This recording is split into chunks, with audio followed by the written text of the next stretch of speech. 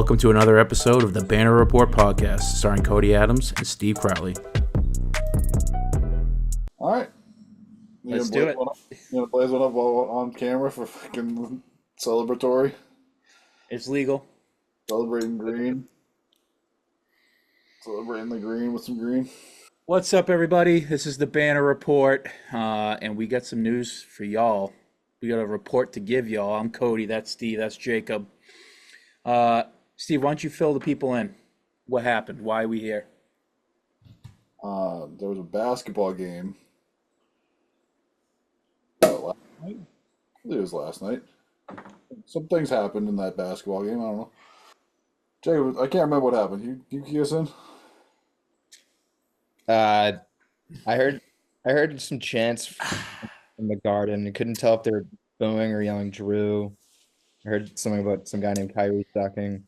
You guys are beating around the bush. The Celtics are world champions. They took it out in 5 games. They won it at home. Luka goes out sad. Kyrie goes out sad. Celtics Nation is reveling in the haters' tears. You can just feel it. It's this one. It's so crisp. It's like the champagne. It's crisp. You can just, every word of the past 7 years, 8 years has been just thrown at us. Everything. They need to be split up. They can't win. They're chokers. They suck. They're not good. Everybody, ex-player is better. Guess what? Nobody's better than the Boston Celtics this year. And that's been the case all season. They take home banner 18 against the Dallas Mavericks. We are live on 6/18, the day after, 6/17, a day that's etched in Celtics history because that's when the 2008 team clinched the trophy, the Larry O'Brien, and the 24 Celtics team clinches it on the 17th as well. Parade's on Friday. There's a lot to go into here. A lot of debates, a lot of discussion, some controversy, dare I say, some trophy controversy. Just a lot to go into here. But let's start with the game. Let's start with the series. Most titles in NBA history secured in the bag by the Celtics with 18. Fuck the Lakers and their 12 titles. And not their Mickey Mouse joint. This is not a Mickey Mouse joint. I know people are going to say that, but it ain't. It was a strong game on fucking Monday to close it out. I felt like it was a blowout the whole time. I mean, we were up, like 20 points for most of the game, besides after the first quarter. Felt good. What do you guys got? I was fucking nervous the whole game. Even when we were up fucking 20, and that third quarter was the worst offense I've fucking ever seen. And I was just balls clenched that whole fucking game. Sitting on the edge of my seat, stomach tight, all the way until they pulled Kyrie and Luka with like 2.5 minutes left in the game. Like I was on the edge of my seat. I couldn't. We saw him blow a 20-point lead in Game 3. Yeah, it's the NBA. It's the modern NBA. 20-point leads are not safe. Yeah, but if you're gonna go stagnant on offense and you're just gonna start chucking threes without running your offense, like it can happen. And Luka's that good. He had a couple threes in the fourth and the third, which like it took him a while to get going. But Jesus Christ, they fucking did it. It's wild to hear it every time. Like I was talking earlier, I listened to 7.5 hours of basketball podcasts today, just about the finals. And every time I heard somebody new say it, it brought a tear to my eye. I was like, we've been waiting all year for this. We knew that the regular season was whatever. We knew that, we were gonna walk our way to the finals, and we just dog walked everybody. And they're all gonna complain about how it was an easy path. Like, all right, cool. Like, give the Heat Jimmy Butler and Terry Rozier. We're still gonna beat them in 5. Yeah.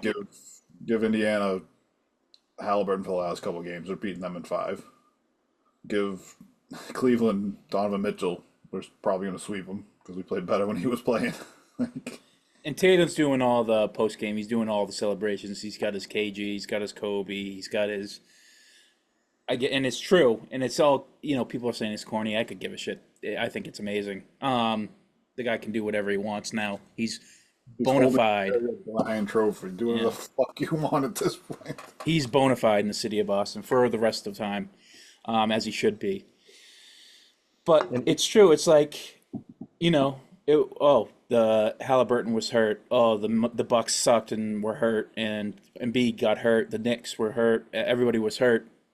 I guess we'll never know. I guess we'll never know. That's what happens in the playoffs. Nobody's gonna remember in 20 years who was hurt for the New York Knicks in Five, 2024. remember? it's Yeah. also like Nope. it's like one of the better qualities of Tatum too is that he's played in like every playoff game since he's like been drafted that he's been like that he could like Hmm. availability. That's why like the Joel Embiid MVP thing. It's like you just can't.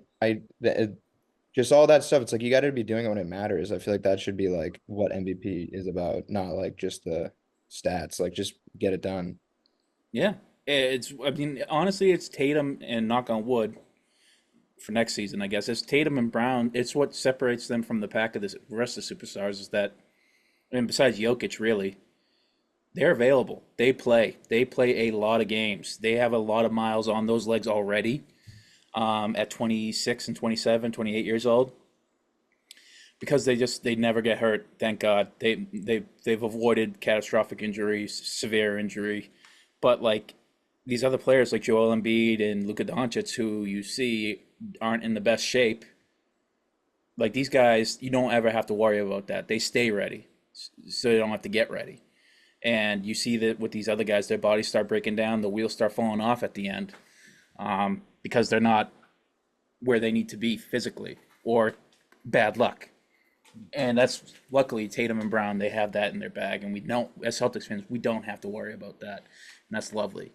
Um, A lot of it's taking care of business when you got to take care of business, which is something we always worried that the Celtics weren't doing. Like the last what do you couple, mean? Like last off the couple, court?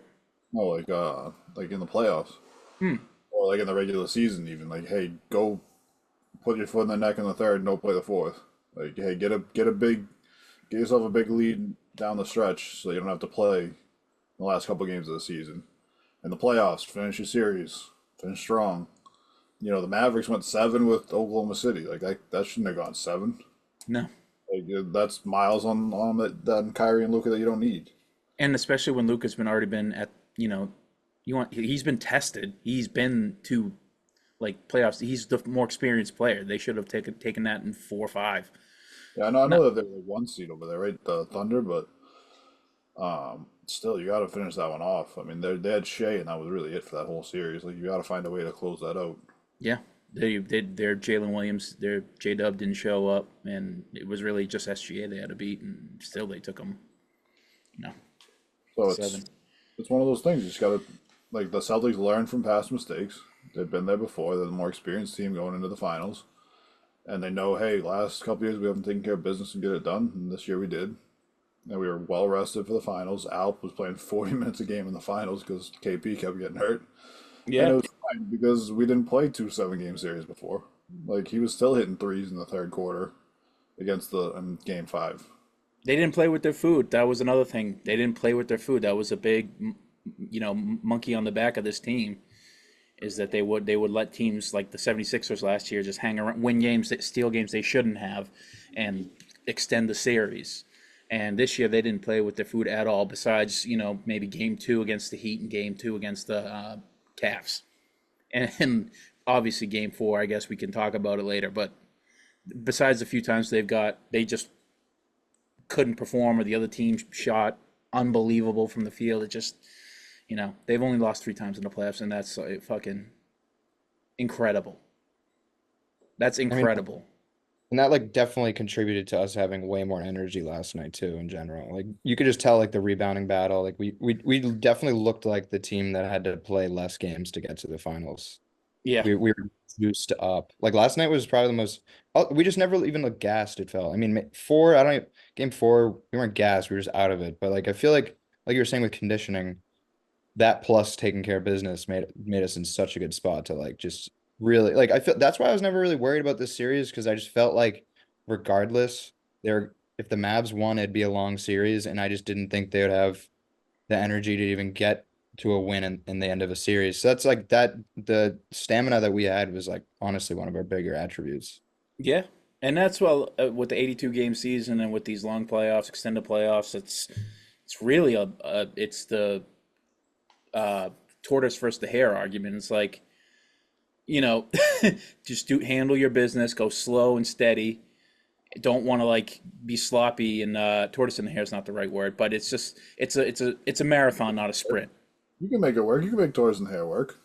Yeah, you just handle your business, you do everything right, you play your game, you beat these teams in 4 or 5 games, and the other team is, frantic all over the place, playing with high energy, going to seven. It's kind of like how the Celtics used to be, letting teams win games when they shouldn't, and then,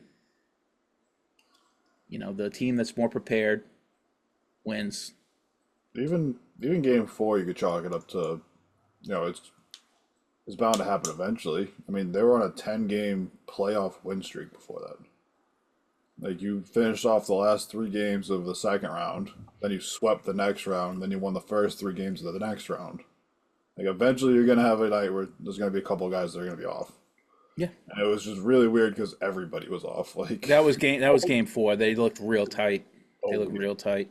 I've never seen everybody on the Celtics play off like that. But When you're missing when Drew Holiday, who is for all intents and purposes a Hall of Fame, like, get it done guy, yeah, he was smoking like four bunnies in game four, like he's easy missing ones. multiple in a row too. He was missing the first one, getting the offensive rebound, and missing the second one. It's like, all right, but That's when Al, you just know it's not your night. Sometimes in basketball, it's just not your night. it happens. And then everybody shit their pants after game four, and I was like, yeah, I'm not really too worried. Like, Yeah, one outlier game, you've played 4 games. The other 3 of them, you just dominated for the entire game, and then you had one bad one, and now everybody's gonna react to the bad one. and also it's like you've seen it all year. If you watch the Celtics team all year, you know that they don't perform. They don't often. If you just play the numbers, they don't often have back to back bad games. They just don't. They didn't this year. Maybe like against the Atlanta Hawks down the stretch there at the end of the season, right? We lost twice to them. Yeah, it was 3 times all year we lost back-to-back games, and we never lost. Yeah, it's just not the odds, the numbers, the averages all just don't. That's the team of the old. That's the old Celtics team. That is not this rendition. This version of Jalen and JB and Derek and Kristaps and all them. This is not that. That's we've known us real fucking 82 gamer guys knew that. But the national media tried to make this as interesting as possible. Huh? Jacob's a real 82 gamer. I know he watched all 82 this year.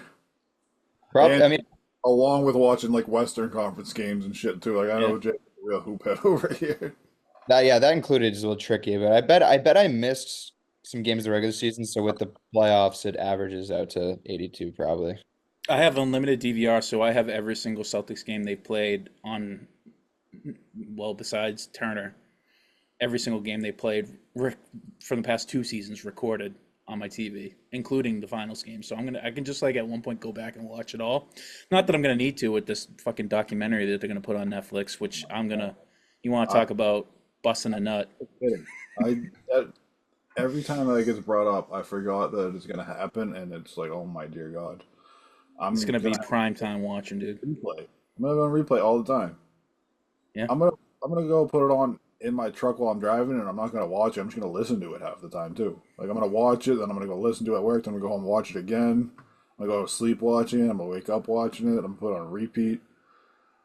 Oh my God, we It's a are good time to be a Celtics fan. so lucky. Like that. This is the year they decided to do it. This is the year they decided to record all this shit, and this is the year that we did it. Yeah, I It's think when it was, just I good. was gonna say when it was first announced, I think I forgot about it because I was like, I got to forget about that because if I don't even want to get my hopes up, and if we lose, it's gonna be the worst movie ever. Like Oh I didn't even God, want imagine. to. I still would have watched it if we lost. I would have just been drowning in my sorrows. Just yeah, but like you were saying, had they know it was this year, like when I heard that happened, I was like, oh crap, are we really gonna start? Are we gonna like be really calling that we're gonna be worthy of a dock this early? So I was more just like, oh my God, don't do this, like don't let's just get the chip, but it pays off because now we get some sick fucking footage. Well, I think wasn't it like didn't they try and do like the quarterback show where they did like, but they That's what did they like, did. and then they did like a football player, and then they did a baseball player or something like that.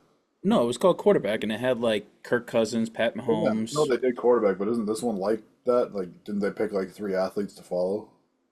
That's Or like was different. that Celtics? I actually That's have no idea the details. It's just going to be all I thought was it was the Celtics talk. It was kind of like how I imagined in my head, and this could be completely wrong and based off basically nothing. Is that it's going to be like Hard Knocks?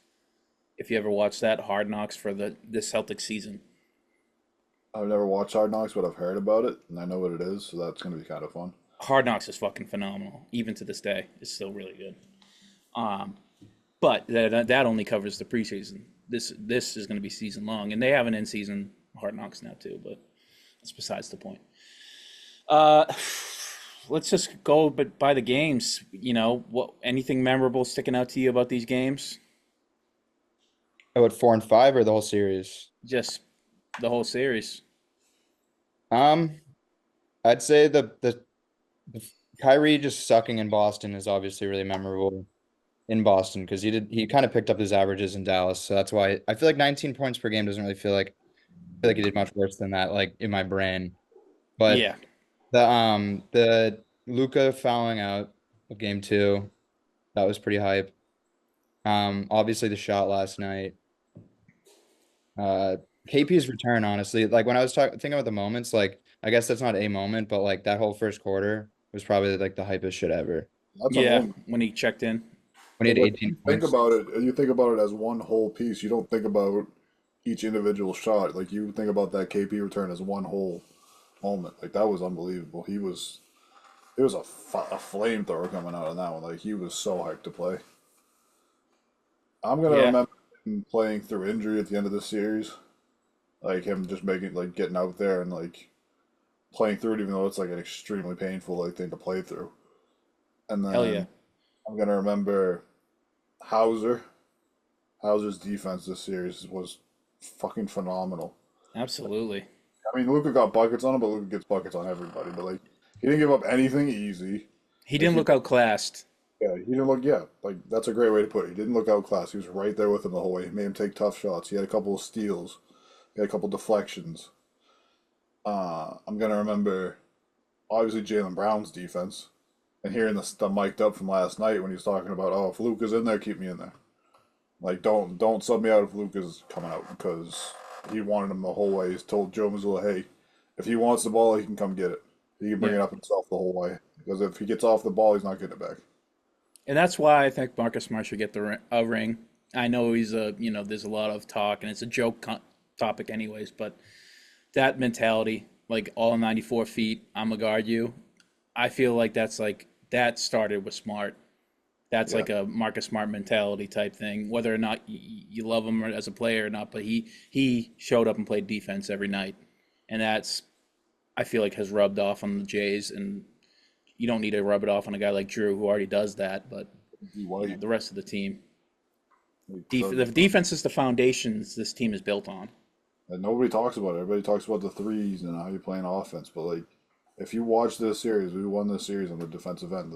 The Mavericks, who before the series were deemed to have the best offensive backcourt in NBA history, broke 100 one time in a 5 game series.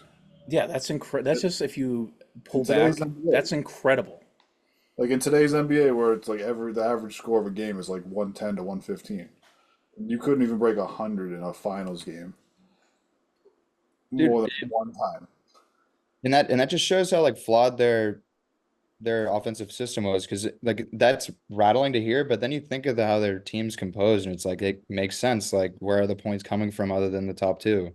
Whereas we have like got anyone like we have like 6 people who get 15 to 20. So yeah, we could have 120 any night.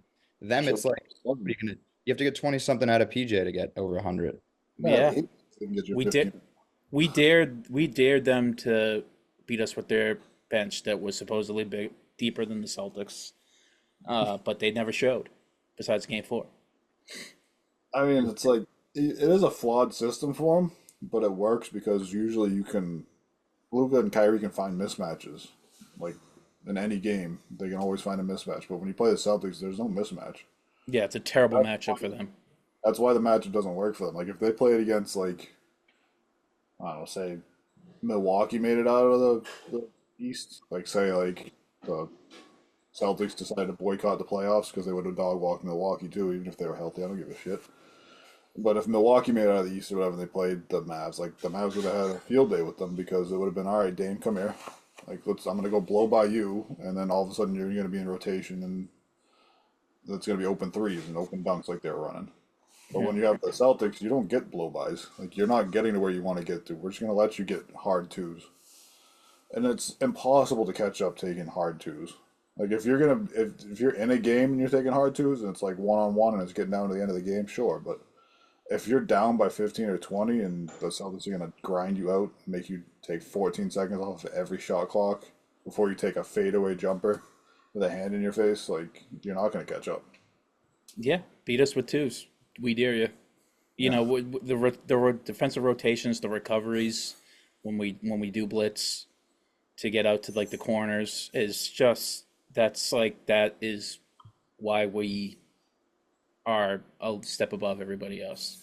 We can just do that.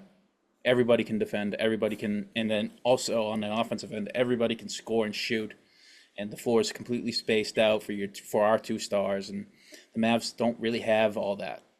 They never did.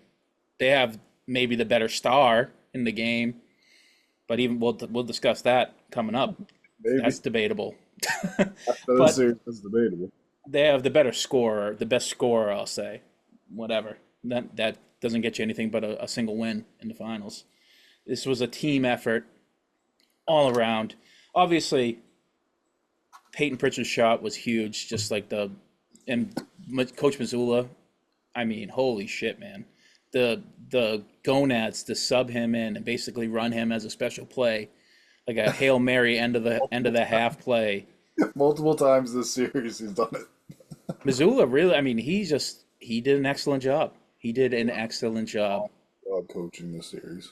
Yeah. Dude, that timeout at the end, like with 2:30 left, I was like, yes. We were Mhm. like, I think they cut it to 21. Yeah. And he was like, timeout, timeout. I Cut it was to like, 18, told timeout. He's like, all right, now we got to get something here. He gets in people's asses like Ime does. I love him. I mean, I don't. He's a weird guy. He's a flawed character, as we all are. Well, eccentric. But on the court, man, he's really done something that maybe we've never seen besides when Bill Russell did it. I mean, the youngest head coach to win the finals. Like he's only a handful of years older than us, Steve, and he's just won his first of hopefully and probably many rings. Um, Don't put it so that. just, huh? Don't put it that way. Don't say he's only a handful of years older than us. He is. He's 35. I don't want to talk about that shit. It's 6 years older than us, It's too close. which is fucked up. And I mean, the player's age is even worse. I don't even think about that anymore. Jesus Christ. Um, yeah, and obviously, it wouldn't be a Boston Celtics finals or a fucking without one of our players getting absolutely fatality and still playing through the game. Derek White got fucking curb stomped by was it Lively? Yeah. oh my God, dude. They Fucking showed that broke like, his teeth. dude, they showed that too much. I was like literally recoiling. I was like, oh, they showed it like 5 times in a row.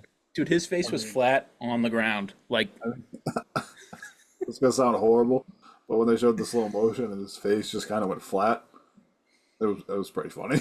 Like, it it's was literally- borderline. You expected him to pop up like Tom and Jerry with a completely flat face. It was like Looney Tunes, like Acme shit over there. Like handsome Squidward. He should have been Squidward after that. Well, fucking Lisa Salters over here at the fucking post game telling him, "Oh, why don't you smile for the cameras, Derek?" Like he just lost his fucking teeth. Like, do you think this guy's like wants to smile for you? Like, no, he's probably embarrassed as shit. He already doesn't like talking to people and shit. Like, he's a shy guy. He is like you never have to worry about buying a beer in Boston for doing that. No matter what happens, you are bona fide in Boston forever. You fucking literally shed blood for a Celtics ring, and that is something this city fucking gets its little Irish boners hard for. Dude, Pritchard did it too. The Pritchard, like I actually noticed in the pictures, like when he got kicked in the face and had that black eye, that was in the clinching game too. Like they were celebrating with him and everything. It was like very crazy how like both consecutive clinch out games had almost fatalities in the face. But just on a tangent, I feel like that's why Grant Williams, who was at the game, gets. I think he gets a lot of positive sentiment from the Celtics because he was a guy who would, despite all his flaws, he would get in there physically, muck it up. Joel Embiid, fucking 280 pounds of Joel Embiid, jumping on his fucking head He and was him fine. getting up. He was fine. Why does that only happen to our guys? The It's hell? weird. Why do they? Why is someone's head gonna finally get like actually Well, squished? we're first to the floor. That's why we won Embiid, it. like, dude, Embiid's 300. Oh, that's true. Last night was literally only because Derek White was superhumanly like, dude, that the way when he jumped for that too, he just was like laying it out. That Like gave me any normal like person would be caught in that situation. that gave Dude, me imagine if that happened to you, how rattled you'd be. You'd be like, oh, my mouth is fucking on fire. Like, everything hurts. I mean, Uh, the the adrenaline hospital. in the NBA Finals game. and Like he hit like a three right after that. He stayed in the game. Like, just the I don't fucking know, gonads on that guy. I can understand like getting through like the pain because of the adrenaline, but I cannot understand hitting a three after that. Like I would have thrown that motherfucker through the backboard. Like Yeah, you figured you'd be so amped up you would fucking miss the shot, but I'm like, the he's whole time. still incredibly effective on both ends. Him diving for that ball reminded me of Rondo diving through Jason Williams' legs to grab that fucking loose ball in the Eastern Conference Finals against the Magic. Like that was fucking purse to the floor. We love it. Yeah, that's just there's so many things we're just tugging our green little bonus over here too. I mean, Jalen Brown takes home the Finals MVP, and there is a controversy or a brewing debate if he deserved it or not. And I don't care. I'm glad we're having this debate. I'd rather have this debate than you Did, know did any Luka other or one. Kyrie deserve it? Yeah, exactly. Brown averaged 21 points, 5 boards, and 5 assists on 44% from the field and 24% from three. Tatum averaged 22 points, 8 rebounds, and 7 assists on 39% from the field and 26 from three. And then you could also make a case for Drew Holiday there. In terms of efficiency, Drew blows both these guys out of the water for this series, albeit for lesser stats, counting stats. What do we think? What do we think? I think that I don't care who deserved it because we got the title, and I don't think either one of them gives a shit because they both played so well. No, but indulge me. Was that the right? Was it if you had a chance to I would choice have or choice? Sorry, I would have picked either one. It's a coin flip at that point. Like that's a cop out. Pick you have to pick one. I don't. Those are I would Jacob. have picked Tatum. I would have picked Tatum. I think they both earned it. I think honestly, I just think that since Tatum is held to a higher regard, like the fact that they're close in stats kind of is what gives Jalen the nod. Just that's how the world works with the Celtics. Whenever they're like doing the same thing, you're like, see, Jalen's better, and you're like, what? What? That does not even that shouldn't be how it works. But I think you just if you look at it, if you want like the guy who is like the running the offense, it's Tatum. If you want the guy that was like the Luca attacker, who was kind of more of the emotional heart of the series, it's Jalen. But I think they both earned it. I would give it to Tatum just because I think that they were basically close enough in stats and just I feel like the in this series, sure, there'd be moments where like Jalen's drives would get us so much momentum, but just thinking about Tatum's drives and kicks like all fucking series, dude. Like Tatum Yeah, was tearing them apart with passes. I feel like it's like the narrative gets a little twisted with Tatum, and people think he had such an awful game one and two, but that was just like you just didn't watch the game. And he wasn't his typical Tatum self, but he was doing everything else out there besides scoring the ball. He was driving and kicking. He has a ton of assists with limited, and he limited the amount of turnovers, which was huge. And whenever you basically needed a stop or whenever he got switched on, he always came up with it. He crashed the boards. Probably the best rebounder in the series besides when KP was out there. Um, so I think you could make an argument for Tatum. And like you said, the stats are basically null and void to me because a lot of the stats came for Tatum came at the end of the game five, and that was already over by the fourth quarter. Um, Even Brown, Brown, Brown should get it because like I think he does deserve it because he was tasked with guarding their best player, and he did as good of a job as anybody's gonna do. I think that he did an unbelievable job. Like Luca's numbers look good, but then if you look at those fourth quarters, like by the time he got to the fourth quarter, he had nothing left in the tank because Brown Yeah. just dogged it for 36 minutes of the game. Like he was picking up about 94 feet for like a lot of these games. Like that puts a lot of pressure on you. Yeah. Like Yeah. if you watch a lot of their offense didn't even get going until like 10 seconds left in the shot clock because Brown's just dogging them all the way up. He's getting the ball across at 18. They're trying to find a guy. They're trying to screen Brown off of him. He's fighting over the top of screens. Like I might just go back and watch these finals games and just watch the defense. It's a defensive masterclass, truthfully. Like I think that like if you picking Brown is obviously the correct choice and picking Tatum is the correct choice. Yeah. Like I probably would lean Brown in this one. He had bigger moments in the finals. He had the moments that you remember in the finals. The game two shot was huge. Game two jumper at the end. His dunks were huge. His defense was unbelievable. Like he has the moments and the defense. I mean Tatum just closed that out so strong in the game five. Like Brown was a little bit off in that game, but Tatum was just continually just took it to the rack and finished. And had 11 assists with like what, one or two turnovers, I think, for the whole game. Like he was unbelievable facilitating the ball.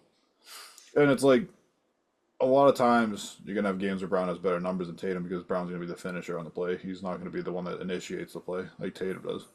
Tatum's gonna initiate the play. He's gonna see to him. And he's gonna find the guy to finish the play because his playmaking has just evolved that much. And for Tatum to do that, basically, with the fact that they were the Mavs for the first three games were trying to take him out of it entirely, and for him to average that stat line still is just it's very impressive. And I feel like that's if you were to go narrative based, that's a feather in his cap. You know, the Mavs tried to take him away, and he still did this. He was still able to be productive and do what he had to do to get the team over the finish line, even if it wasn't scoring the ball. And that's what allowed a guy like JB to have more opportunities to score the ball and go and have better offensive performances. You can't split the award. I think they got it right with JB. Just for what I said, the defense. There's 11 votes. What would happen if like one person voted for Drew, and then you went 5-5 for Tatum and Brown? Do they split it, or is it? I feel like they do a tiebreaker, but that is a fun I situation. have no fucking clue. Obviously, we've never seen it happen because most of the time, it's clear cut who's the Finals MVP in like every series. If you ask any of them, they'd probably pick Luka. Like who was the Finals MVP? They'd be like, oh, it was Luka. If you really asked them. Also, one big thing is like we lament so much about this award because I think people just take it in the wrong way. They like treat it as a signal of who's definitively the best player on the team. Like Yeah, it's not as if that's historically been the case at all. Like Tony Parker winning. Andre Iguodala. Yeah, and then also just like thinking back to like the hopefully this is the same type of dynasty, but I said last time like Bird's first championship, Cedric Maxwell won the MVP. It's like Yeah. what is Larry Bird? Are you gonna go back and say Larry Bird's not the best player on that team right now? Uh, Obviously, you can say between JB and JT, but it's just not. That's just not like it's not the signal. Like you could make a case for JB, but it's not the Finals MVP that gets him that. I mean, yeah, there was a Finals that James Worthy won over fucking Magic and Kareem. Like Yeah, James Worthy's a great could be player. that. You can argue that he's a better player than Magic or Kareem, even at that point in Magic's career. Yeah, they just gotta look at the series in itself, not like for some reason treating this Finals Series MVP. award. Yeah, you just don't treat it as like a reward of the whole process. It's just this 5 game series. Listen, I tell you what, it matters and it doesn't matter. I agree, it doesn't really matter to us, the fans, but I think to a guy like Tatum, he looks like he's pretty much done everything in the league besides win MVP and Finals MVP. So I think it's actually a good thing that he didn't win it this time around because now he has another thing to strive for. And truthfully, where else is he going to be able to do it this fast without or this soon without being on the Celtics? Like it's good for us in the long term because I think he's going to stay with JB as long as possible and try and get back to the finals. Because that's his best chance of getting back to the finals, despite something crazy happening. So I Yeah. think it is a good thing. I'm spinning it into a positive. I'm not trying to I, dwell on oh one got jobbed over the other. I think it's like if you do have a take on it, is that JT now has something to strive for. Okay. Again, I also think it's just better for chemistry too, because I think Jalen's more of a wily fellow when it comes to being like underappreciated. feel like Tatum will take this better in stride. I feel like if Jalen thought he deserved it and didn't get it, he'd be like actually really pissed. I don't know. Yeah, yeah. Jalen Jalen tends to be a little bit more. early and stuff. He wears it on his emotions on his sleeve a lot. JT is very gathered. Like better for chemistry, I think. Yeah, Yeah, I mean, like Jalen Brown got snubbed from All NBA this year, and then and he was pissed about it. yeah, and he's mad about it. You saw the day after that they played the Cavs. I think he had like 40 in that game, Hmm. and then after getting snubbed from All NBA, he goes home with the Eastern Conference Finals MVP and the Finals MVP and a trophy and a Larry O'Brien obviously too. So like that, he's one of those guys where it's that chip on his shoulder. Like he wants his recognition because he is one of the best players in the world. He's probably JB, did he he did got he snubbed. solidify his Hall of Fame case tonight Yeah. or last night? Does a Finals MVP mean as much as a regular season MVP in No, these debates, or definitely No. not. I mean, like if he keeps on this trajectory and ends up with like the amount of points that we think he's going to end up with, then I can see it. I just think he has to play average basketball, average for him at least, and he's gonna be. 25 point a game guy, get a couple second team All NBAs. I think are going to be coming up for him soon. I think his defense is gonna get appreciated now a little bit more. Yeah, We might I mean, see like some his defensive defense team was nods. unbelievable this year. I mean, like think about just last year playing against the Sixers. Like he was not locked in defensively the way he was this year. Like he really just took it on himself to step up. He always brought it this year. He's such an athletic freak. That's the thing with him is like I never have to worry about if he can defend because I know he can. He has the physical ability to do it So I'll put to in mind, anybody. really. Like It's yesterday, just if is he there mentally? he has to engage a little bit more because I mean you remember he used to lose guys off ball all the time to get back cut because he was ball watching or like that Sixers series helping off of James Harden in the corner Hmm. that game off the strong side corner like You saw it. You saw it once or two times this whole playoff run, and against the Mavericks, he would like keep his eye off a cutter, and I think that was like one of the few alley oop attempts that the Mavs made, is whenever or whenever JB or JT took their eye off their man, and didn't got lost in the switches there. Um, yeah, so it's enough to talk about the MVP, but let's talk about the LVP. Who was the LVP? And it's got to be a Mavs player. is it Maxi Kleber or is it Kyrie Irving? 'Cause Kyrie Irving. I think Maxi is saved from this argument just not because of his play, but just because he was only out there because they needed him and he was hurt. He I, was I, clearly hurt. Yeah, I don't think you can. That's like saying that's like trashing KP for last night. I didn't I even have him felt, on the sheet. I think he wasn't even the worst forward on his team. I Yeah. felt so bad for him last night. That first three that he took, just watching that crazy hitch in his shot because his shoulder's so jacked up and watching him at the bottom of the rim on a three, I was like, this poor fucking guy's out here just fucking hurting himself. And he's just Yeah, getting attacked on the other end. Like I think it was the next play, Tatum just went and put his shoulder in his ribs and got an and one on him. I was like, dude, this fucking poor guy. I mean, Kyrie averaged 20 points per game, 3 boards, and 5 assists on 41% from the field and 28% from three. So when you look at just the numbers, you'd be like, that's fairly. It's an all right stat line. It ain't great. It's not Um, in that series. no, not 5 assists from Kyrie is like, 5 assists is wild. I thought that was really high for him. I don't well, remember. I don't from his remember. play.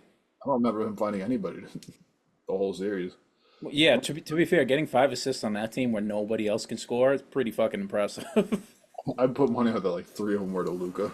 Like, Yeah, a game easily. were to Luka. PJ Washington, I think, has a case. 11 points per game, 6 boards, and 1 assist on 40% from the field and 27% from three. He was a huge reason that they won the other series in the Western Conference, and a huge reason why they lost this one. He just was not Um, nearly as the guy they thought he could be or was. his defense Um, was good though. his defense was good. I thought he played phenomenal defense. I thought he was like the one guy on the Mavs that we shouldn't try and attack on defense. I He's thought an that. athletic guy. He plays good defense. I think I I can't. think you're right. I think I can't put him as the least valuable just because of that defense. All right, fine. How about this? Daniel Gafford, 8 points, 4 rebounds, no assists on 73% from the field, 0% from three. Yeah, Mm. it's I mean, he was like unplayable at points. probably him or Lively. So say what we're Lively was getting a lot more. I can't take away I'm giving Lively an out because he's a rookie. yeah, Also, yeah. they played him over Gafford a What lot of the about time. Tim Hardaway Jr. averaged 15 points per game this year? Yeah, I think he had 15 Oof. points for the whole series. So, like, he He had also got hurt too. He rolled the his ankle first in game three five. games. Yeah, the first 3 games of the series, he didn't score. Yeah, so it might have to be him. It's either Kyrie just because they needed so much more from him. He obviously didn't have the worst stats, but like to win the t championship, they needed a different Kyrie. So that, He wasn't the Robin to Lucas Batman that he needed to be. no, he was like Hawkeye. But freaking also it's almost like with the Tatum thing. It's like if you were to look at his stats and think they were similar, you just didn't watch the games because like like it just felt like Kyrie would like lose them like parts of the game just by like fuck it, like trying to play hero ball while he's clearly not on. I mean, Also, Luke, he's a defensive liability. yeah, he's a cone, definitely. He's not only like kind of slow with defense, but he's also tiny.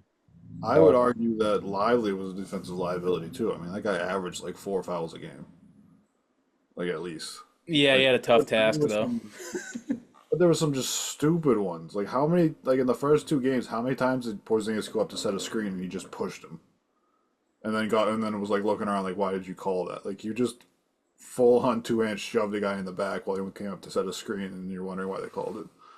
Like I that's mean, it's rookie. He's a rookie playing playoff basketball. He thinks that a lot of things are going to get Hey, I mean, I swallowed. respect it. Like he started off every single game the same way, just being as physical as possible and saying, "Hey, call it if you're gonna call it." It's also really savvy at KP to like. I mean, he's embellishing a little bit. I mean, I know he's a waif of a 7'4" guy, but I do think he embellishes a If bit your on momentum's those. going that way and a guy pushes you in the back, I mean, you're gonna as you're going to stop. It's a I mean, savvy veteran move. he Just got to washed put the on. refs in a tough spot. Make them make the call. Dude, Um, we can't let Luca off the hook with this defense. yeah, no, you also have to remember that they wouldn't be in any of these games if it wasn't for Luca's offense either, though. Like if Luca had played, It's a cop. That's a cop out argument. well, if you're gonna cop out Lively for being a rookie, then like how are we gonna not say that? Like if Luca has a 20 point game in those games, they're getting blown up by 40. They're not even he's not even playing the fourth quarter. Listen, that's fair. You can we call didn't. my argument for Lively a cop out, and it is. Lively is not supposed to be the best player in any series he's ever in. Luca is supposed to be a bona fide top three You're guy. talking about the least valuable player. Luka was not the least valuable player out there because without him, then you're not playing in those games. You could argue that he was the least valuable defensive player, but yeah, you're right. That's an Luca's argument. obviously their most valuable player. He's the only one that showed up Yeah. consistently. I mean, I hear your argument for his defense, but I mean, like, at the same time, you have a guy who's playing on a sprained knee, a sprained ankle. He has a chest contusion thing that doesn't even look like he can breathe right, and he's still giving you. Everybody's hurt, dude. Yeah, but he's giving you 33 a night, and like your fucking Derek Lively's giving you what, like six? Like, So what? Are we giving him an injury excuse only on his defense when he can't defend, or on his you can only do and we one. just forget it when he averages 33 points a game? Well, if he averages 20 a game and he tries to play defense, because even when he tries to play defense, it's not going to be good, and they're going to get blown up by 40 still. I just think it's a little bit we get a little bit weird on the injury talk with Luca, and I know he's probably and most definitely hurt, but uh, Well, like, are you people be saying like, that he wasn't valuable because his defense was bad out there? Because his defense was not good after he got injured. his defense. Yeah, I mean, listen, I think you're right. He's not the least valuable. No, His I think defense that, needs to be talked about. yeah, no, that's why right now I'm putting Tatum above him on in the NBA power I rank.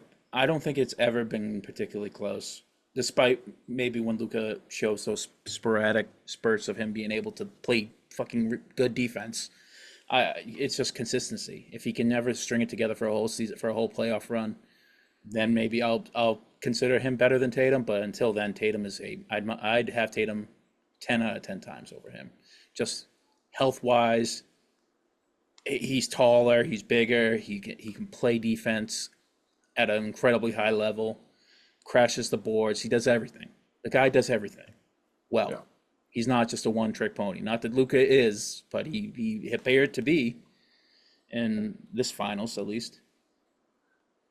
And I mean, with the heliocentricness too, you kind of live and die by him too. So if you're dying by him, you're dying in 5 games because you can't make it to the fourth quarter without. Like, what did he shoot in the fourth quarter all series? Like less than 20% probably. Yeah, I Yeah. know the first like Like 3 games he was like 2 of like 13 or something like that. In so, fourth quarters with like 5 turnovers. so along with like what you're saying, I wouldn't say he's least valuable just because that's a bit harsh, but he definitely like you cannot even he definitely played himself out of the top, best player in the world conversation. That's for sure. Yeah, I don't think he leaves his finals better off than when he came in. I think he leaves them worse off in terms of narratives around his play. Because now there's a level of expectation that's going to be set for him that we haven't seen him be able to do consistently. We've seen the Jays be able to do this consistently, and they've met that expectation. But this So goes back to now, the conversation earlier too about having been there before and learning. Like he's never been that far. He's been to the Western Conference Finals a I couple mean, years, yeah, he's been pretty close. but going to the finals and being the guy for that whole thing, like he had Brunson with him in the I think that Western Conference Finals run, right? In Dinwiddie. And Dinwiddie too. So I mean, I guess he had a little bit more help than he had this run. Well, yeah, he definitely had more help. He needs, he need, he might need another piece over there in Dallas, but I don't think Dallas is gonna go get another piece. I think they're gonna try and run it back. I think the gauntlet's been laid down for him. The standard has been set, and if he can't, we'll see in the upcoming season if he can take the steps as a superstar would to meet those expectations. Because now they're there. Right. But pick a player, LVP. Pick a player. Just pick a name. I'd probably pick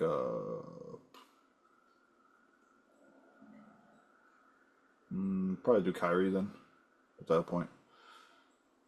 Tim Hardaway only hit shots in the fake game, so him. That's a And way I'm better. gonna Way I'm better. gonna go PJ Washington just because he needed to be Magic Johnson. He was, I don't know, not even Magic Johnson today. 62-year-old Magic Johnson. I'd rather 62-year-old Magic Johnson than PJ Washington is I'd what I'm argue saying. that they needed PJ Washington to be uh, Rashard Lewis more than They needed him. How about they needed him to be anybody? yeah. They Yeah, needed yeah. him to be. They needed him to be PJ Washington. And he couldn't do that. PJ Washington of the rest of the playoffs. That's all they needed. Yeah. Um, favorite moments of the entire playoff run. You got any memorable? Obviously, the biggest one that sticks out to you is the Jalen Brown three against the Pacers to send it to overtime. That's just the low hanging fruit. Yeah, that's the most obvious highlight. I was at the Dude, game. that shot last night from Peyton Pritchard was basically the killer of the series. That was That's wild. definitely another one.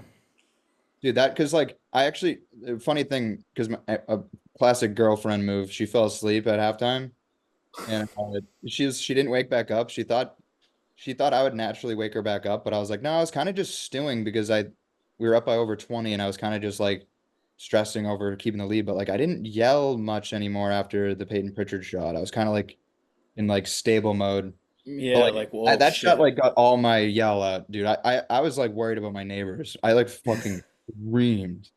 Yeah, Yeah, I we think we that all last did too. We last all knew it was happening, which is the perfect. Like he got the Luca went to the line. And I was like, Aaron, watch. Peyton Pritchard's coming in. And he's gonna try this because it's just we all know it's gonna happen. It's not even like I was being a genius. Like just how every buzzer beater This is is what he's gone. there to do. Yeah, it's like the every buzzer beater we have. It's like you're on the goal line. You bring in Derrick Henry. You know what's gonna happen. Well, you know what play's coming. Yes. You guys in there for one reason only. Um, but all Derek White blocks throughout the playoffs too. Derek White stuffing Lively. It was Lively. When Oh, Yeah. there was game oh, two, when what was it? PJ Washington was going down on a fast break when they were in the middle of blowing that 20-point lead. He came down and blocked him from behind him and Jalen Brown. He had some great defensive stops against the Pacers going down the stretch in a couple of those games. Drew picking Nemhard's pocket in game four, of the Eastern Conference Finals to seal it. That was a big one too. You had a I mean, it lot of feels like great. the Heat series was fucking a year ago. I can't even tell you one thing from the Heat series other than Porzingis getting hurt. That was Yeah. what I Yeah, remember. we all went black after that. All I remember is the lowlights. Porzingis got hurt in game two. The fucking Heat just couldn't miss anything. Yeah. That's the only Then thing I game three, remember. I remember game three. We fucking absolutely blasted them because that's how we responded all year long. Yeah. What people don't realize is we had our game 2 and game 4 of this series. That's all that freaking happened. We just don't like the even number games. That's all. Well, We lost I mean, we 5. liked them against the Pacers. It's true. Getting the title on 6-17 at home, very poetic. Couldn't have drawn it up better myself. And the Chachuk, his buddy, Tatum's buddy, class buddy, is playing tonight for the chip. Imagine if they went back-to-back nights. I fucking hate Matthew Tkachuk. Fuck that guy. I don't even know. I know nothing about hockey, so I literally have zero opinion about that. But I can see. Fucking cheap shot artist. See, anytime I've said this to any big Bruins fan, they all just start fucking exploding about the Panthers being dirty. I'm not even a fucking Bruins fan. I just remember seeing him. Who was it? It was fucking Pasternak. He was. He had Did him you get a stick check too? He got smoked by him. Yeah, it's fucking yeah. Fuck that guy. Also, he's just taking our lunch money 2 years in a row. But anyways, we're talking about winning franchises here. Speaking of, run it back? Question mark. I mean, obviously, KP. I knew I read or I saw a video on TikTok and I read a little bit up on it. I knew that he was going to need surgery on his foot. That's the only way he can repair this thing. Generally, when you get surgery on it, it comes back better. It's like how ACLs are now. Like you're technically more stronger than before. So I knew he was going to have to get surgery to fix that, and he is going to get that. And it's going to probably be a few months into next season before we see him. Are we concerned? No. Ice up, Bubba. See you in fucking Christmas. Dude, Yeah, we didn't yes. even get him for most of this postseason. He was injured. Yeah. What was the final? I think it was like 30-5. I think for the year playing without Porzingis, including the postseason. It's nice to have him. Like I'm never gonna complain when you got a 7'3" fucking monster who blocks everything at the rim and hits threes from 30 feet away on the other side. But it's a luxury. So I, I'm saying, like you let him get a surgery, bring him back in Christmas, like you said, January. Let him get a couple weeks in, and then give him a rest going through the All-Star break, and then ramp him up with the rest of the season. yeah, I do. I want to shout out Sprad and Joe Mazzulla. I think they did a good job managing his minutes Yeah. this season. And obviously he just got hurt, and that's just what happens to that guy. That was Uh, a freak injury. That wasn't even like a too many minutes injury. That's like they were talking about how rare it was. They were like, oh, like 36 instances ever in yeah, professional sports. oh, fuck. Like that's the unicorn. He's a unicorn on the floor, and he's a unicorn when it comes to fucking injuries. But yeah, so I think we're just as he gets older, as his team ages, you got to do. I think we're just gonna what the Sixers should be doing with Joel Embiid. We're gonna do with KP, which is like severely limit his minutes in the regular season, get him so he just gets enough play time to be get some stats and get some rust off, but ramp him up around the playoff time. That's the Wemby model. Yeah, it's what you have to do with these 7'4" monsters. You can't be in for 38 minutes a game for fucking 60 plus games a year at 7'4". You can't. I am never gonna say that the Sixers are a smart organization and that they Correct. did anything correctly. Correct. See how fucking god awful they were when Joel Embiid got hurt. Like that team was in second place in the East, and then by the time he came back, they were like almost out of the playoffs. A dog shit East. So like you gotta play him just so that you can win, but that's just bad management by the Sixers to not get somebody else that can play with him so that you don't have to worry about that. Well, what's this Paul Reed is like playoff P or whatever the fuck like type thing that I hear all the time. Like, can he just not? He's fucking good. I don't know why they don't play him regularly. It's not good enough to win you games, so that's the problem. Yeah, well, I mean, no, Not 30 points a look game at the like standard he's being compared to. He's never yeah. going to be that good. The problem is that you put all of your eggs into the Joel Embiid basket in a 7-footer's basket without giving him any help. It's what the Kings did with Boogie Cousins too. Boogie Cousins was a lot more reliable and less injury prone until the end of his career. But Yeah, like but he wasn't nearly the offensive player. he was close. I mean He that last was, but not nearly. New Orleans year was 26, 12, and 7. Like that's fucking That wild. was the year he fucking blew out his goddamn Achilles. Well, I mean, it was finally he got hurt, but like you saw how good he could be. Well, that's the thing. You can't be those big. Those big guys cannot be chasing those stats. That's what I mean. But like when you're the only guy on the team, like when the Kings waste a lottery pick on Willie Cauley Stein to help you out as a center, like This is all why Jokic doesn't make sense. Yeah, yeah, Jokic is a complete outlier to all of this. He doesn't. But but yeah, there's I feel like he always doesn't. He plays a different style of ball than Joel. Very efficient one. Yeah, I feel like he's not. He's not looking for his shot. He's not looking for the contact. He's looking to make the play. And if it's whatever's available to him, he'll just take whatever is the low hanging fruit, and he executes it but phenomenally. it's like there's always that one outlier to every rule though. Yeah, yeah. What I'm saying is generally the general rule is these 7'4" guys can't play 60+ games at high minutes, and I think So that's been proven out. the Celtics did an absolutely phenomenal job with Porzingis this year, and Al too. I mean, you had two centers on your team this year that you had to manage their minutes, and you still found a way to do it so efficiently that you were playing them both in the NBA Finals healthy. Yeah, and shout out to Cornette and Neemias Queta. You know, I just want to give those guys their just due. They did a great job during the regular season to fill in when we needed them, just as a big body to take in. I mean, they were never going to be as good as KP, and you know who knows what their future is with the team, but they did a great job in filling in for those minutes. So, And Tillman too. We gotta and give his Tillman in the later half, yeah, Tillman he was actually getting more minutes than any of them at the end, just because he's the better player. You know, And also like just the argument between Luka versus Tatum. One of the reasons that you take Tatum is that he played fucking center because we needed him to. yeah, Was really good at it. Like Tatum could be like Luka can't just like fill other roles when you need him to. Tatum literally could slide in. He slid into the five like for a big part of the season. Allen Tatum had to work so fucking hard this year with the KP injuries. They definitely have a lot of flowers for that. yeah, he's so malleable. Like you can just plug and play Tatum 1 through 5. It's unbelievable. I'd say obviously he doesn't have the length.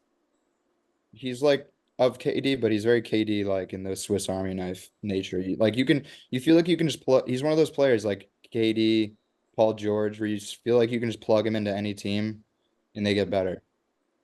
Yeah, I yeah, mean, we tried him at the center in the game 5, and those 3 minutes were atrocious. Like I think we gave him like 3 dunks like immediately, and then it was like, all right, Al, sorry, you got to go back in.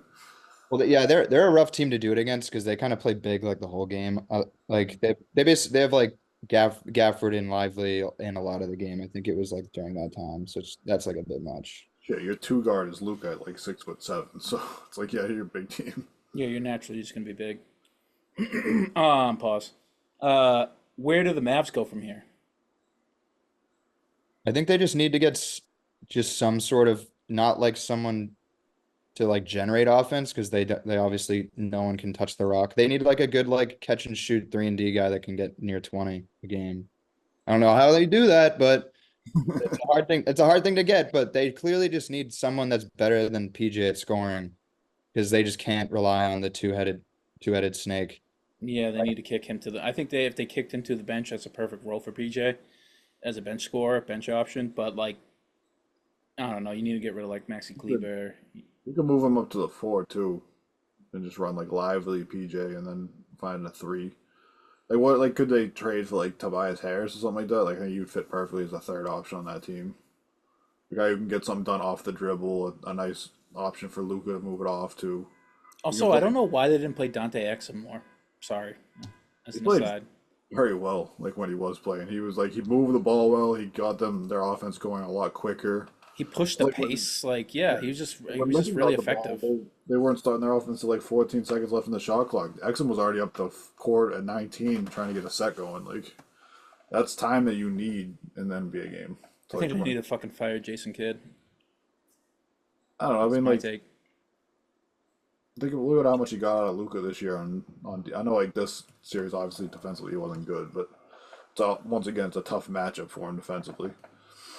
But Luka likes him. Giannis liked him in Milwaukee before they fired him. Like, he gets along with star players. He's a pretty decent coach, I think.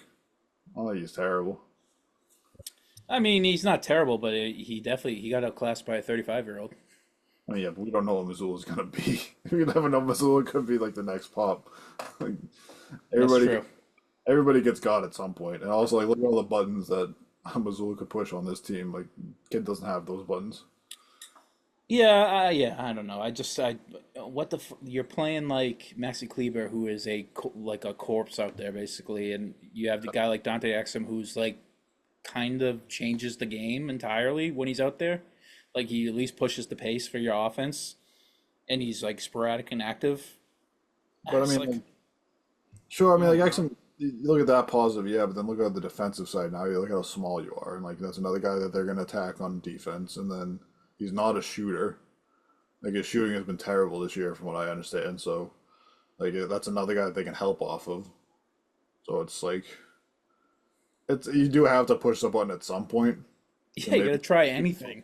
maybe you don't wait till game 4 or 5 to figure it out. But like, uh, it was also just a crazy good game plan by Joe. Because even Al after game 4 when they lost, he was like, "Yeah, they made adjustments, and we haven't had to make any adjustments yet because everything's been working so well."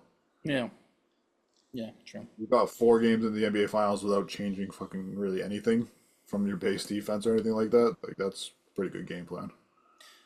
I think they need to flesh out some more of the bench. That bench that Udonis Haslam thought was so deep would turn out to not be that deep in the long run. So Giannis's IQ is very deep, to be honest. Like I think he just hates the Celtics. Like I'm just gonna say whatever the fuck about Celtics.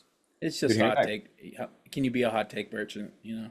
That's all. hearing that clip out loud is so bad. Like when he lists the names, he listed Exum first too. He's like, they got Exum. Markeith Morris at one point. That Like, might be his actual best take. Is that he listed Exum first? He was That's fucking true. actually productive.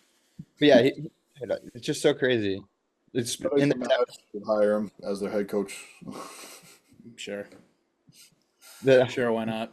He's used to being a fucking coach. He was a corpse at the end of the fucking Heat bench for fucking like 6 years. Yeah. I guess Jeff Van Gundy's out. He's going to be the lead assistant coach for the Clippers, which is wild to hear. I thought he was a little bit too old to be hopping back on the bench, but Well, I mean, he was with us in whatever fucking advisor role capacity. he wasn't on the bench or anything like that. Like he was No, around offices, like traveling with the team and like going to practices every day. The stories like I've heard a lot about how like yeah like one of like the toughest years like of his life. Like I think he lost like I know he lost his sister-in-law, hmm, which was his brother's wife, and then like something like he lost like another family member and like uh I don't know. He got laid off from ESPN because they did that crazy layoff where they laid off like him and Mark Jackson and everybody. And he said he was having like a really tough year, and he said that the Celtics really just saved him and like brought him back, which was great to hear. that is good to hear. Good for him. I'm glad he's moving on Got a chip. after he got a ring. Yeah. I missed him in the Um, final too.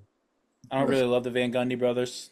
Not really a lot of love lost between us, but good for him. The I'm glad for basketball him. pieces, though. I think they're extremely well knowledge in the game. I, Yeah, I, do we have an issue with Jeff? I feel like I only have an issue with Stan because he's so anti-Celtics. I feel like Jeff was too at one point, but I mean, obviously that can't be the case if he's joined the team.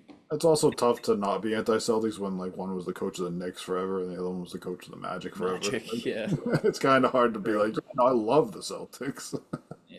I love how they used to whoop the shit out of me. D White substituting for the Olympic team. Do we think he's gonna do that? That's an option. I haven't heard anything about that. Jacob? Yeah, that was on Twitter. Like Kawhi, well, they're just kind of like weighing who's Kawhi's substitute would be, and Derek seems to be a leader. He The should be. backup. He should be. Jalen's already in, right? No, that's the thing. People are like, "Why isn't Jalen in?" I'm like figuring they asked him. Like, I'd think he just denied it because of this, because he wants to not do it. I don't know, because I feel like they wouldn't have asked Derek before Jalen. Who knows? feel like Jalen Fitz slides into that Kawhi spot a little bit better for size wise, but I mean, I don't think it really matters who the fuck we put out there. I mean, like you still have KD, Steph, LeBron, and Tatum, and as your four of your starting five right now. So I don't think it really matters after that. Yeah. What do we think? We running them back next year or what? Yeah. The owner said we were the Oh, owner. so that meant then it must be true. Yeah, I know. But he doesn't seem like a dude that really does that much, but he was basically saying like, yeah, they're all coming back. And like And they when are, yeah. yeah. He's Yeah, he, and if as long as they're all together, I think you got a chance to be. You're probably going to go in as the favorites. yeah, they put out their odds like as soon as we won them, we're already the favorites like substantially. Who was No, second? Nuggets, I'm assuming. yeah. And then Mavericks, I think, which is Like, weird. I don't know about that. after that, I think was the Thunder. Yeah, I think so. But Wow, yeah, really? it was actually I think it's Oh, 280. Timberwolves might have been after the Mavericks and then the Thunder. The West is going to get. It's only going to get harder because Shaw's coming back. So like, I don't know. That Grizzlies team is going to be so. I keep saying it every time, but that Grizzlies team when they're healthy next year is going to be so much fun to watch. So It'll be weird to something to watch. so weird to even like remember John Morant played basketball because the league changed it so much that like you kind of like you just forget like and then it's like oh wait he could be in the top like he was entering the top 10 in the league conversation. Yeah, He was averaging 30 Definitely. a 2 seed. He just disappeared from the league for a year and a half. It felt like we're gonna get a 30 point per game dude who can lead a team to a 2 seed back. The hell? Yeah, it's going to be interesting, and the next year is going to be exciting. But for now, well, let me ask you: how did you guys feel right after we won? How'd you feel? Like, what Relief. was your exact emotion? It was just all relief basically. I felt elated. Really? Big word for me. I felt relief for sure, but I also kind of felt nothing. And it's not because I'm a sociopath. It's because like I knew this was the outcome. I just knew it. We saw We this all did. after like the second game of the series, where the Mavs didn't make any adjustments. It was like, all right, well, this is how this is gonna go. This series was won in game three. Once we went up 3-0, it's like, okay, it's a matter of how many. Yeah, Is it going to be a sweep or not? And because like, I mean, like last year, if the Celtics went up 3-0, I'd be a little bit more worried because last year Celtics had a very bad habit of letting their foot off the gas. But this team was so much different than last year's team. yeah, yeah. And This how team, many times have we fucking said that throughout the entirety of this season? Like they're a different team. every every person talking about the Celtics would say like, oh well, this is the Celtics. We don't know, like they're gonna blow it, like they're gonna do something stupid. Like they didn't watch this team for the whole year. Yeah, you can tell. Like I said, they lost 2 games in a row 3 times in the entire year, and they never lost three in a row. Yeah, it's like a bit. The Nuggets were the best team all last year in the regular season, and then they won the championship. It's like no shit. Obviously, that makes sense. Like they were the best team. Celtics just did the same exact thing. Like, Even they. better, didn't the Nuggets last year take their foot off the gas at the end? The last Yeah, like 2 weeks, and they just shit the bed and ended up being like a 2 seed. yeah. They weren't the one seed. I don't think. Yeah, Who was it? Memphis last year? No. it was the 1 seed last year. It might have been the Nuggets in the end. No, because the first round they played the Lakers. It was 2v7. No, they played Lakers in the no, it definitely they played Lakers in the Western Conference Finals. Yeah. The Lakers beat the yeah, it was Grizzlies second because the Lakers won the 7-2 against the Grizzlies. I believe. Trying to look. Because I think But Joe was injured. That's why they lost. I know they beat a 7 seed, a 4 seed, and 2 8 seeds to win the finals last year. Well, That's one I that does. mean, I was elated that they won. I feel like that sums up the relief and the happiness that I was. It was just a relief that it was like they finally got that monkey off their back. Like they've been sitting on this since 2022. They've been hearing everyone. then, sorry to interrupt. Sorry, the Nuggets were the one seed. Oh, was it Grizzlies Nuggets? were the second seed. I thought they just decided to stop playing last year. I don't know. They played the Timberwolves, the Suns, and then the Lakers, and then the Heat. But you were saying, It was just nice to see them all get the monkey off their back. Like Al finally got his after his long career. yeah, Brown can finally shut up all the people saying that they can't play together. You know, Derek White and Drew Holiday, they're finally going to get their flowers. I mean, Drew gets his flowers. I don't think Derek White gets enough flowers from everybody. Like he's unbelievable. Joe, people can stop saying fire Joe. Stop listening to that stupid ass take. he can't coach. He's second row Joe. Yada Yeah, yada yada. finally. Like it's just the elation of like, hey, just seeing everybody for so long just be like, no, the Celtics can't do it. It's the Celtics. And it's like, no, it's the Celtics. Like we're gonna take you out. Like good luck next year because we're gonna be better.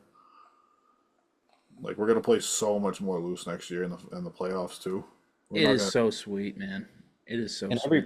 every player on our team gets better every year, unless they're really old. Like our development's pretty crazy. Especially like what do we expect from Sam Hauser next year? Like Yeah, he keeps getting better. He's on such a cheap contract too. Like isn't it like 3 years, $5 million or something like that. yeah, he's like 3-and-D now. He's so He's a sick 3-and-D guy too. dude, he was like he went from undrafted to the main Red Claws to being in the tight 7-man rotation last night. Yeah, Yeah. big threes in a game five. He damn near hit that sidestep three after he pump fake Luke out of his shoes too. If he hit that thing, I would have shit my fucking pants. I was like, that's way out of pocket, Sam. Chill out. But my favorite part about him being 3-and-D is he's absolute bait. Every time that anybody sees him on the floor, like, oh, I can fucking score on him easy, and it's like, no, he's actually pretty decent at defense. Like he's not a fucking cone out there anymore. Yeah, for real. Everybody's gonna get better. The Jays are gonna get better, which is a sentence is fucking crazy to think about. Yeah, holy fuck. Like, how can Jalen Brown get better? He's done it. He did everything. Besides win MVP in the regular season, which is just that's just a numbers game, anyways. Basically, he did everything. He did it. He did the fucking damn thing, man. He learned from every single one of his mistakes, and he held that fucking Finals MVP trophy with his left hand. Yeah. And I fucking, it's just, it's so sweet. It's just 8 years in the making. All the fucking heartache, and the shortcomings, and the pain, and the fucking grit teeth, and it's like, oh, it just feels it's off. It's done. It's done forever. We never have to worry about it again. It's just everything else that we add on from here is just fucking icing on the cake. You know? Tatum's gonna get better too. Yeah, the Jays are gonna get better. Averaged 30 a game last year. Took a step back, made sure made his playmaking better this year. He's gonna get even better. He's entering his prime technically. He's 27. I mean, a lot of guys say like 28, 29. That's when everything starts slowing down for you, and it looks like it's already doing that for Tatum. Yeah, It's usually you when you saw it get this year. it's usually when you get mature enough to win the chip.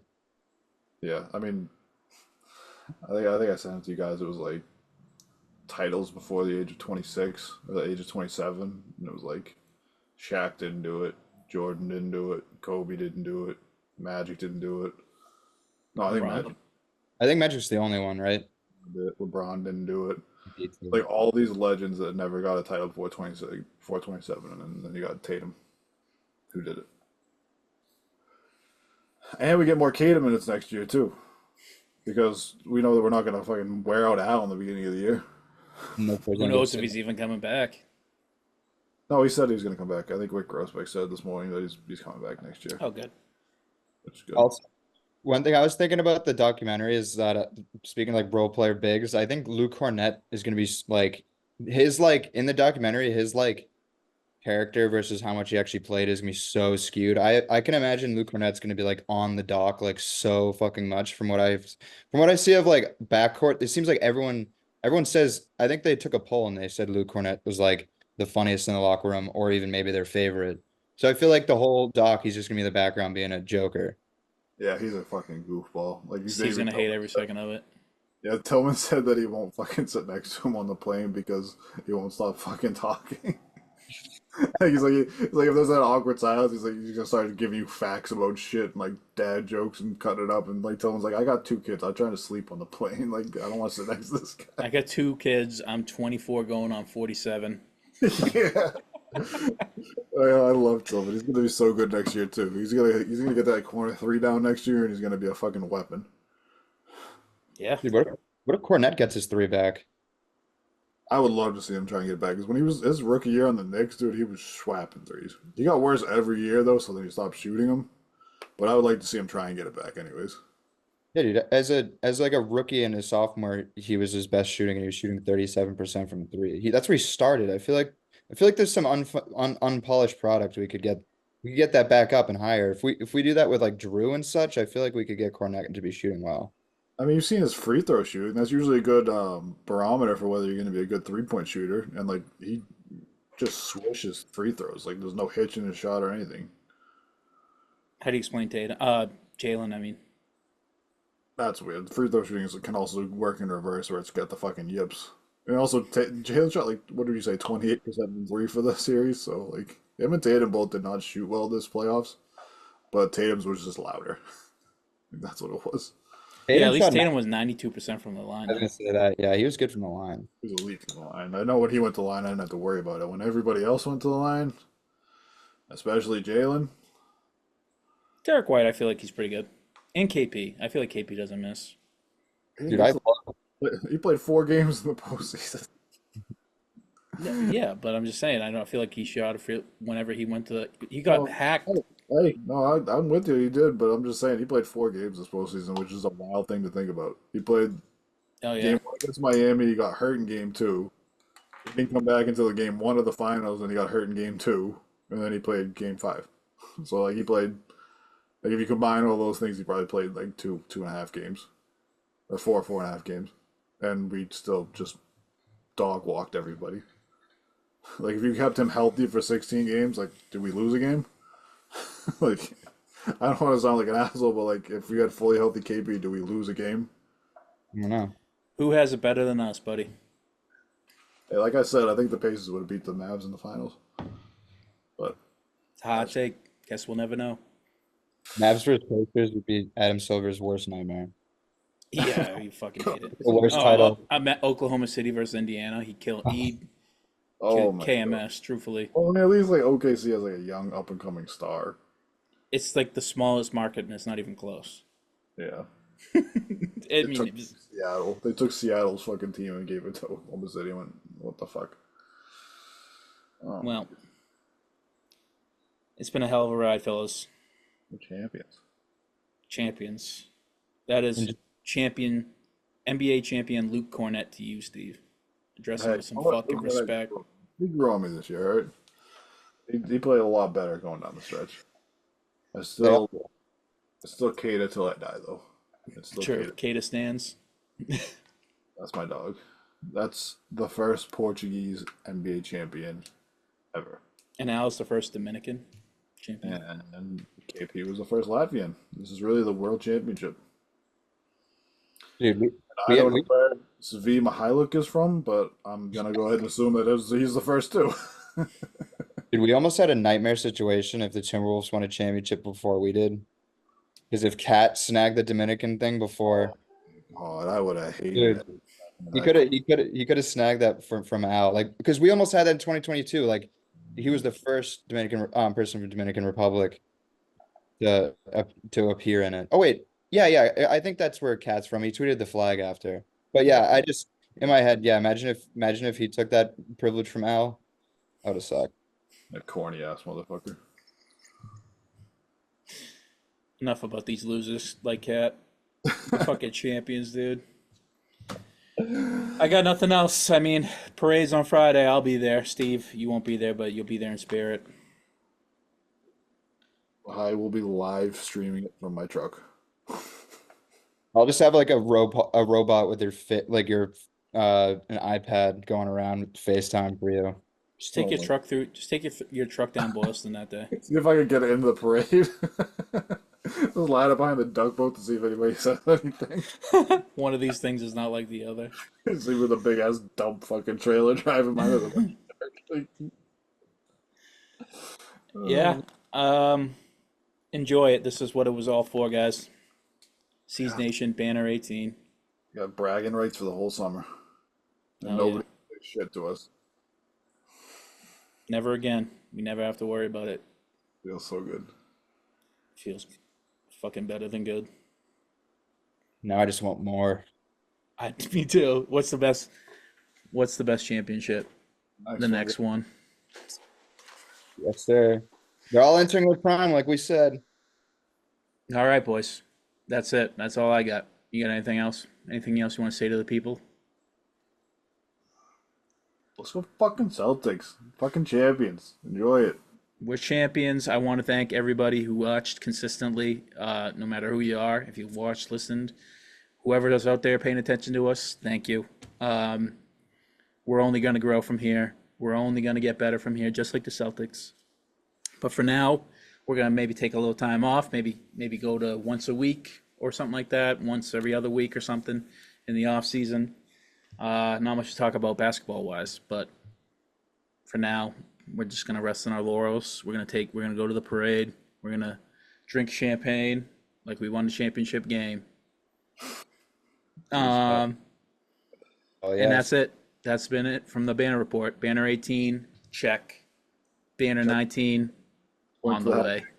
Point to the hat. There you go. 18 time. Peace This out, has been everyone. the Banner Report. Love you Go guys. Seas, baby. Sweet Celtics. dream.